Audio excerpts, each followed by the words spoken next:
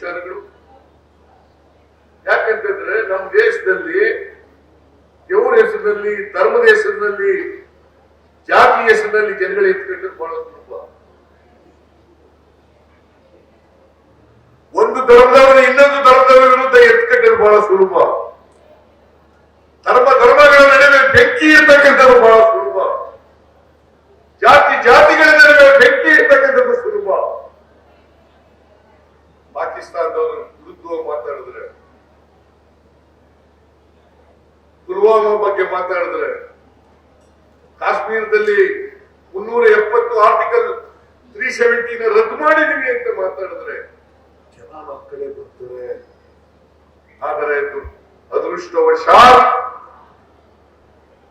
ಅಯೋಧ್ಯೆಯಲ್ಲಿ ರಾಮ ಮಂದಿರ ಕಟ್ಟಿದ್ರಲ್ಲ, ಅದರಿಂದ ಏನು ಅಲ್ಲೋಲ ಕಲ್ಲೋಲ ಆಗ್ಬಿಡ್ತದೆ, ಬಿಜೆಪಿ ಪರ ಆಗ್ಬಿಡ್ತದೆ ಅಂತ ಹೇಳಿದ್ರಲ್ಲ, ಅದು ತಿರುವು ಮುರುವಾಯ್ತು.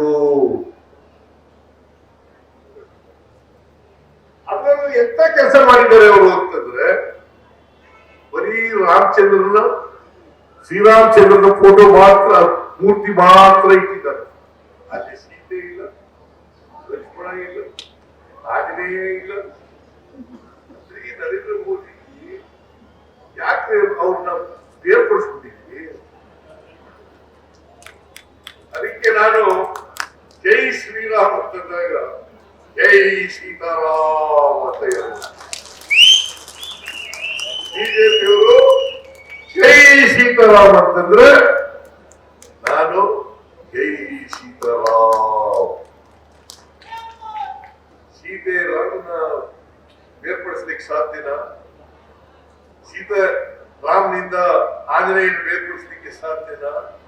ಲಕ್ಷ್ಮಣನ ಬೇರ್ಪಡಿಸ್ಲಿಕ್ಕೆ ಸಾಧ್ಯನಾ? ಯಾಕಂತಂದ್ರೆ ಇವರು ಒಂದು ಕುಟುಂಬ ಒಟ್ಟಿಗೆ ಇರೋದು ಇಷ್ಟ ಇಲ್ಲ.